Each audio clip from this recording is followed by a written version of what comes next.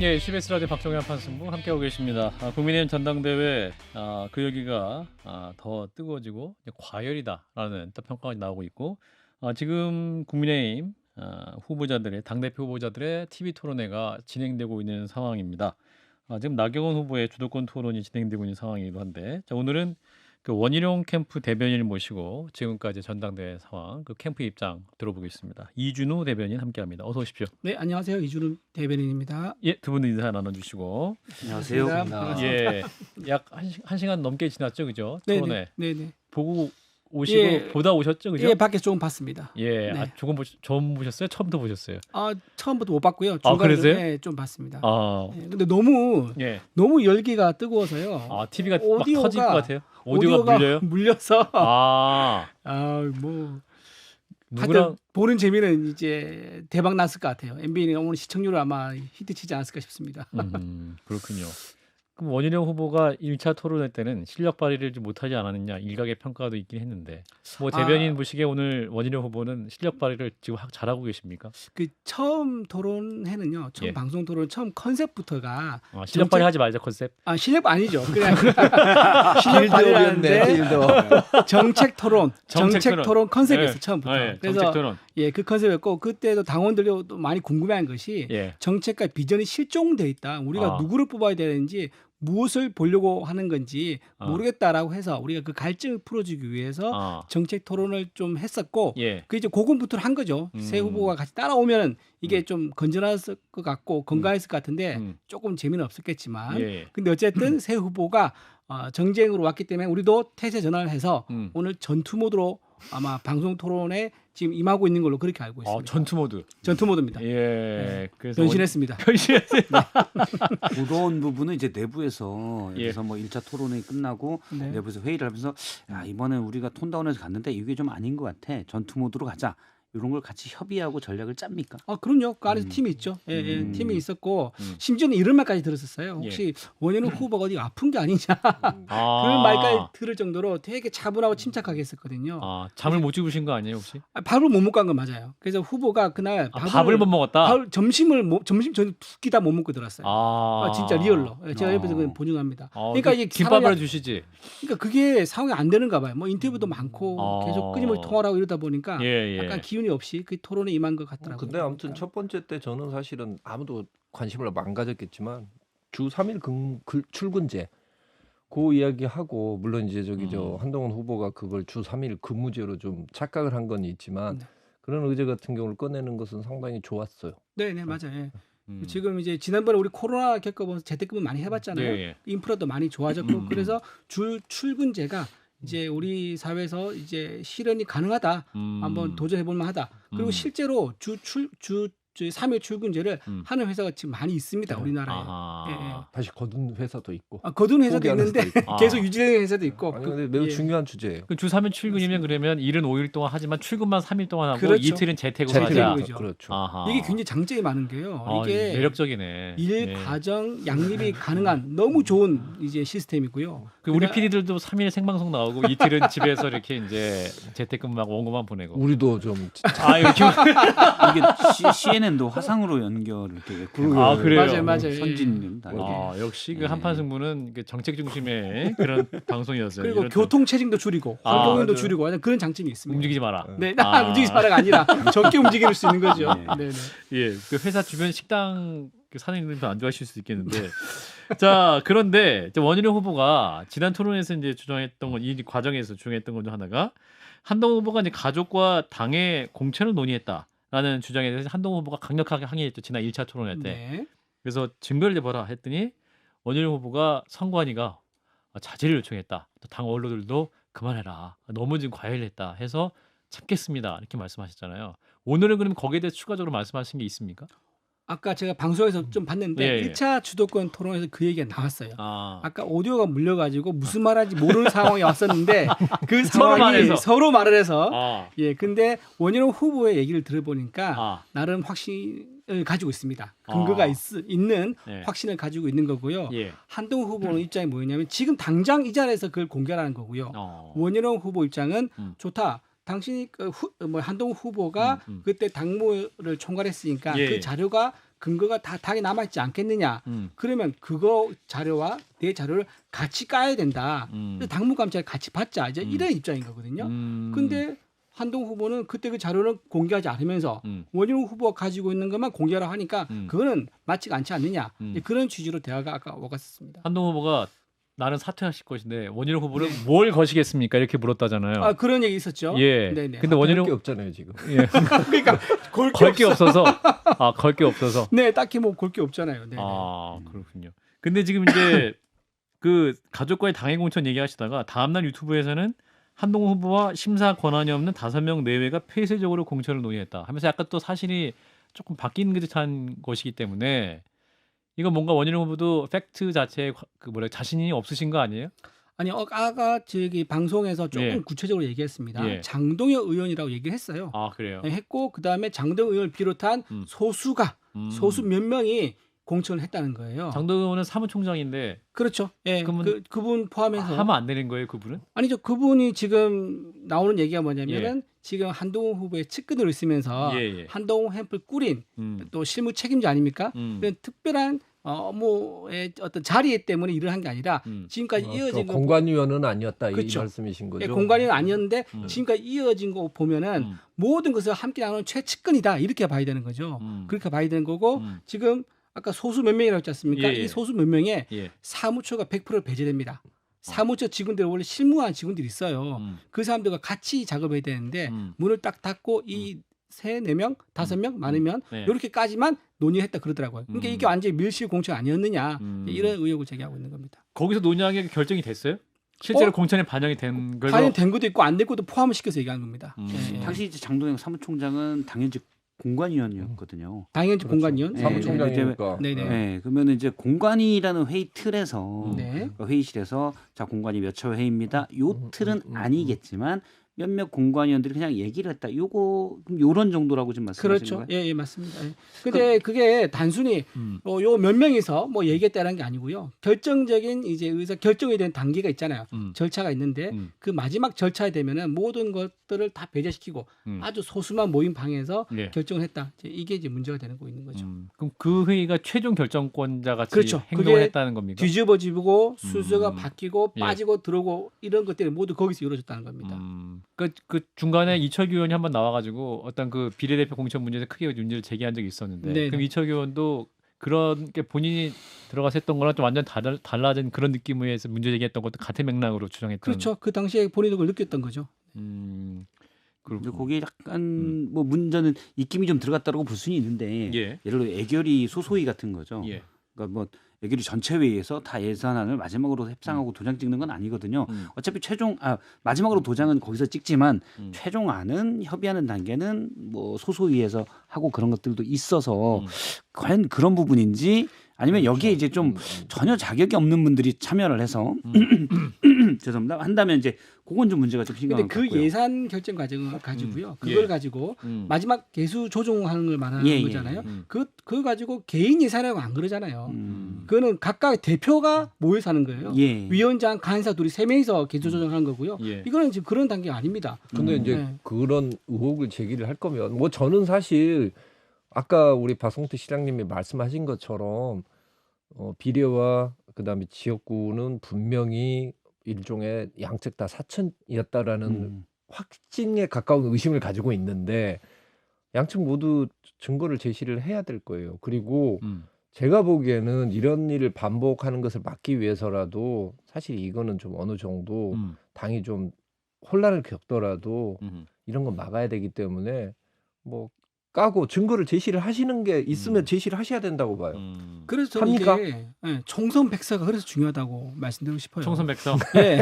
그러니까 여기 보니까 이쪽 캠프에서는 총선 백서에 그걸 지금 넣고 싶은 거야. 근데 그 비례 쪽만 넣을 것 같으니까 또 반대쪽에서는 이제 불만이 있는 거죠. 조성호 의원이 비대위에 다 들어가야죠. 15일에 비대위에서 총선 백서 발간 시기를 정해달라. 발간. 이번 주에 뭐 정한다 얘기 있더라고요. 그 전당대회 전에 무조건 발간해야 된다. 저희는 이게 이 백서가 원래 총선 백서가요. 원래 타임 테이블 하면은 진작에 나왔어야 돼요. 근데 왜 안 나왔냐면요.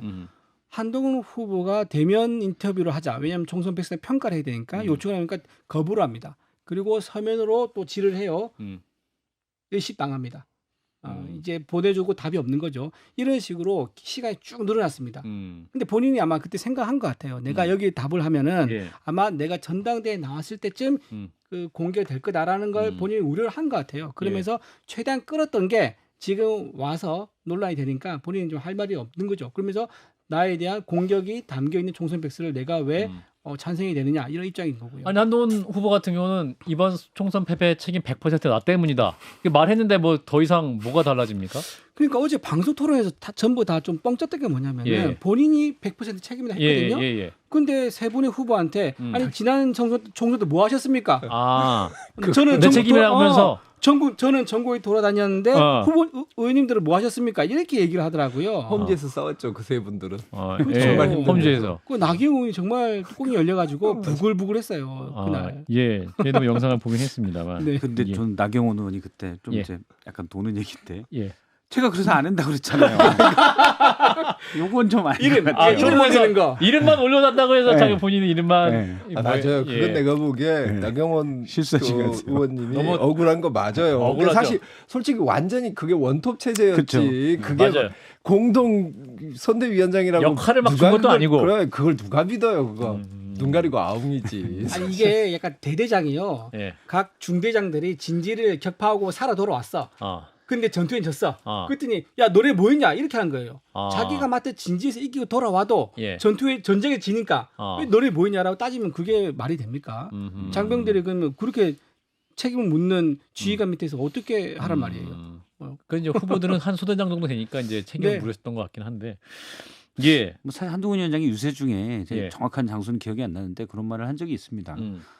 지금 이런 게 제 책임은 아니지 않습니까? 그게 그래서 그것 때문에 논란이 생기자 바로 다음날 다 제 책임이다 했거든요. 저는 뭐 다 제 책임이라는 말은 그냥 레토릭인 것 같아요. 그 행복하게 살겠습니다, 착하게 살겠습니다 그런 느낌이다. 그런 거죠. 근데 뭐 한동훈 위원장이 사실 그렇게 말하는 것도 또 이해는 돼요. 그러니까요. 자 이런 건데 김건희 여사 문자 무시 논란 이 문제도 아마 오늘 토론회에서 많이 얘기가 됐을 것 같기도 한데 이제 한동훈 후보는 이제 공사 구분을 강조를 하고 있고 이제 사과 필요하다는 건 대통령실에 공식적으로 전달했기 때문에 근데 그 상황에서 김 여사와 사적 통화로 답을 주고받았다면 오히려 국정농단이라고 공격받았지 않겠느냐라는 게 이제 한동훈 후보의 공식적인 입장이기도 하고 이제 다른 후보들 또 원희룡 후보 역시 그때 좀 응답했었어야 했다라는 것이죠. 저는 이 국정농단이라는 언어를 사용한 거에 대해서 좀 충격입니다. 민주당에서 사용하는 거고 그때 이제 이 단어를 사용할 때는요. 정부를 한번 뒤집어 보겠다라는 그런 목표를 세웠을 때 쓰는 말이에요. 국정농단이라는 단어는 그렇죠. 정부를 뒤집어 탄핵까지도 생각한다 이 말인데 우리 여당 내에서 이런 단어를 사용한다는 게 매우 부적절하다고 생각합니다. 그리고 또 뭐라고 얘기했냐면 다 공개하면 정부가 위험해진다 이렇게 말을 했어요. 그 김건희 여사의 어떤 주고받은 상황을. 근데 이게 나는 약간 윤석열 대통령 또는 정부를 약간 협박하는 건가? 이런 생각이. 요 얘기는 그러면 듭니다. 당시 상황 다 공개하면 정부가 위험해진다라는 건 5개 문자 말고 김건희 여사와 더 많은 문자를 나눴다라는 걸 암시하는 것도 아니에요? 그럼 또 다른 문자 공개할까요? 뭐 이런 뜻 아닌가요? 본인은 그건 거죠. 본인은 내가 문자를 더 가지고 있는데 내가 이걸 공개하면 그쪽은 더 다친다. 위험할 거야. 이제 이걸 말하고 싶은 것 같은데. 근데 이제 그걸 본인이 나는 공적 루트로만 움직였어요라고 이야기를 하는데 그걸 까는 순간 본인도 그러면 사적 루트로 너무 많이 이야기 오간 게 나오기 때문에 그것도 또 자기 부정 거예요. 그렇죠. 근데 일단 온 것만 오간 게 아니라 온 것만 있으면 5개가 아니라 50개가 왔다. 그런데 이제 50개 다 익십했다. 그 전에 그러면 그럴 수 있겠네요. 나는 50개 5개 한 50개 정도 왔는데 그거 다 공적으로 처리했기 때문에 난 깨끗하게 그때 보여주시는 거죠. 제가 추정컨대는 비대위원장이 된 뒤에 지난해 12월 26일인가요 말이죠. 그 뒤로는 문자를 다 안 받았을 것 같아요. 다 익십을 했을 가능성이 좀 높다고 봐요. 그때 지금 1월 15일자 문자에서 나오는데 대통령과 불편한 대통령과 대통령과 제 특검 문제 때문에 불편하게 돼서 얘기 나오잖아요. 그다음에 마지막에는 한번 부인랑 통화하시거나 뭐 얘기를 좀 해줬으면 좋겠습니다 이렇게 나오는데 그때부터 이미 비대위원장 할 때부터 불편한 관계가지고 여사의 문자는 다 그 이후로는 익십했을 가능성이 좀 크다고 봅니다. 그래서 사실 지금 대변인님 말씀하신 대로 일종의 협박 또는 압박이라고 봐요. 그리고 이거를 공적 누르면 채널, 터진다. 사적 채널 이거 구분하잖아요. 자꾸 한동훈 후보가. 저는 이렇게 좀 비유를 하고 싶어요. 집에 불이 났는데 예. 소방차가 와서 불을 꺼야 됩니까? 공적인 화재 진압 기구가 와서요? 아니잖아요. 옆집에서 물을 길러와도 되고요. 자기 집에 목욕탕 물도 바가지로 떠서 불을 꺼야죠. 근데 이렇게 한마디로 레토릭처럼 해서 사적 공적 채널을 구분해 가지고 어떻게 해서든 본인이 빠져나가려고 하는 그런 거는 굉장히 좀 그 당 지도부를 이끌 사람으로서 자질이 좀 부족하다 그래 봅니다. 예, 생방송을 보고 있는 제작진이 지금 원희룡 후보와 한동훈 후보가의 불꽃 토론을 중계해주고 있는데 원희룡 후보가 이렇게 질문하셨답니다. 김어준 씨가 한동훈 후보를 열렬하게 지지한다라고 얘기했더니 한동훈 후보가 김어준 씨가 저를 지지한다고요? 이렇게 답변을 했답니다. 자, 원희룡 캠프에서 어떤 근거로 김어준 씨가 한동훈 후보를 지지한다고 어느 분은 말씀하셨을까요? 저도 지금 처음 듣는 얘기라서 어떻게 말해야지 어떤 맥락인지 잘 이해가 안 캠프에서 되는데 뭐 전략적으로 노냐는 거 아니고 어느 후보가 갑자기 지금 순발력 있게 말씀하신 걸까요? 아마 제가 그 오늘 오후 미팅에 제가 못 갔거든요. 아마 그래서 그때 나왔는지 모르겠는데 이럴 수도 있죠. 김어준 입장에서는 다음 대선에서 상대하기 좋은 게 오히려 한동훈이다라는 판단해서 뭐 응원한다고 할 수도 있을 거예요. 박지원 의원이 저기 열렬히 지지하는 거는 맞는 것 같아요. 박지원 의원이 저기 한동훈 후보를 기사를 보면은 정말 적극적으로. 그러니까 아마 이제 원희룡 후보가 이렇게 질문을 한 맥락 자체는 이제 한동훈 후보에 대해서 이제 과연 정통 보수 후보가 맞느냐, 정통 보수로서 국민의힘을 이끌 수 있는 당 대표 감이냐 이런 것을 공격하기 위해서. 이제 이를테면 뭐 김경률 전 비대위원을 뭐 금감원장으로 추천을 한동훈 후보가 했던 거 아니냐 뭐 이런 의혹도 막 제기하시잖아요. 네, 진중권 씨도 뭐 진중권 교수도 뭐 그 옆에 있고 그런 맥락인 것 같은데. 좀 그렇죠. 이제 그런 분들하고 물론 이제 우리가 생각 같이 하면 같이 일을 할 수 있죠. 일을 할 수 있는데 이제 이런 게 있는 것 같아요. 우리 당이 오랫동안 헌신하면서 열심히 우리 당의 어떤 가치를 추구하고 몸으로 실현하는 사람도 있어요. 이 30년 동안 지역에서 또 활동하신 분들도 있고 그런데 이제 전향하시면 그게 드라마틱하잖아요. 그리고 주목을 받아요. 전향하신 분한테 모셔와서 그렇게 오랫동안 당을 위해서 일하신 분들 제치고 바로 어떤 고위직에 가는 거는 사실 많은 당원들이 보기에는 굉장히 섭섭한 일이고 조직의 역량을 약화시키는 일이에요. 그런 부분에서 저는 당원들이 좀 많이 섭섭해하고 있는 거예요. 그분들이 고맙고 또 진중권 씨는 윤석열 대통령 지지선까지 했던 분이시잖아요. 지지선언까지 했었나요? 지지를 했어요. 예. 아니 근데 그렇다고 치면 우리 대통령도 그렇죠. 넘어오신 분이라고 볼 수 있는데 열렬히 우리가 환영했고 우리 대통령과 같이 이렇게 정권 재창출을 했잖아요. 저는 제가 봤을 때 원희룡 캠프에 가지고 있는 저게 참 한계나 그 불안감이 느껴지는 게 뭐냐면 이런 거예요. 원희룡 후보가 이런 이야기를 했습니다. 윤 대통령은 하늘이 만드신 분이다. 그리고 거기 인유한 전혁신 위원장 의원께서는 뭐라 했냐면 나라님이라고까지 했어요. 그리고 지금 원희룡 캠프에서 부정선거 뭐 비슷한 이야기까지 나오고 이러고 있는데 지금 제가 봤었을 때 원희룡 캠프가 과연 진짜 이렇게 옛날로 돌아가겠다고 하는 것인지 나라님 모시고 지금 정치하겠다는 건지 밝히세요 그건. 하늘을 만들다 하는 거는 아마 민심이 전심 아니냐 이제 그 말을 하신 거예요. 그러면 그렇다면 문재인 대통령도 하늘이 만드신 거네. 그 당시엔 다 그렇게 볼 수밖에 없는 거죠. 아니, 근데 그렇게 표현을 아무도 안 하잖아요.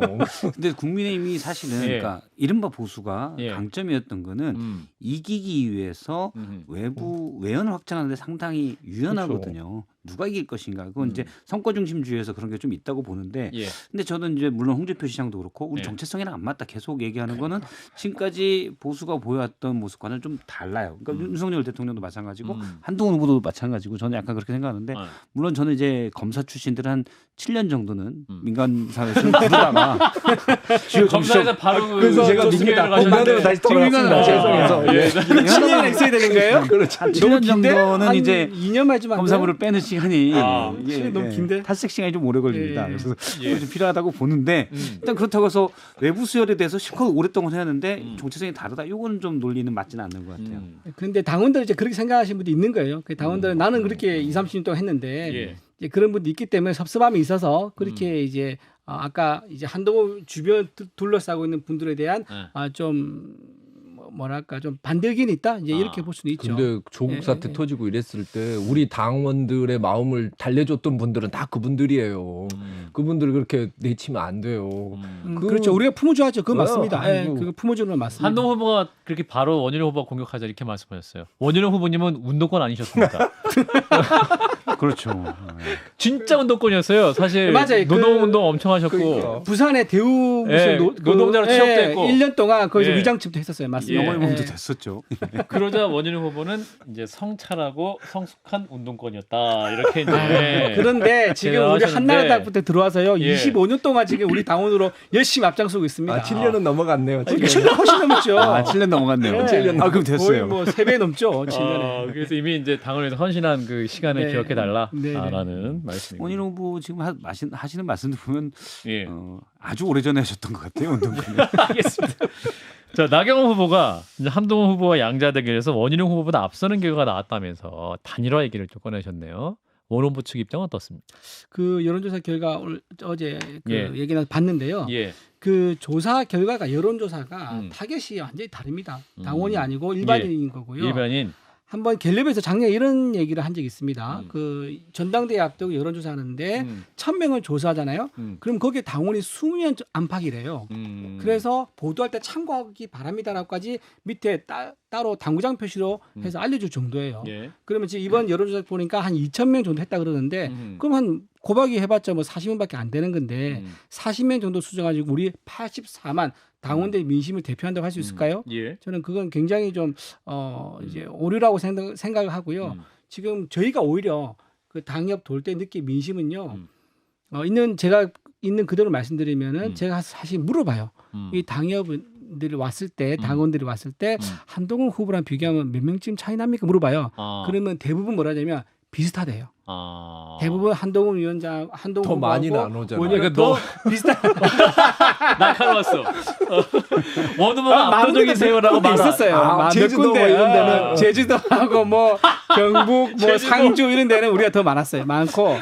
그런데 이제 다른 후보 제가 물어봤었어요. 다른 후보. 후보는 누군지 말씀을 드리고 그런데 예. 절반이래요. 절반. 그러니까 그러니까 뭐 윤상현 후보겠죠. 저는 말 안 했습니다. 예, 예. 이제 그 정도로 어쨌든 현장에 가서 느끼는 민심은 우리가 숫자로 알 수 없는 이제 그런 진짜 민심 밑에 도저히 흐르고 있지 않느냐 그래 봅니다. 예. 근데 이제 과거 데이터들을 보면 그러니까 윤석열 대통령이 전당대회를 통해서 대선 후보로 결정될 때 또 지난 3.8인가요?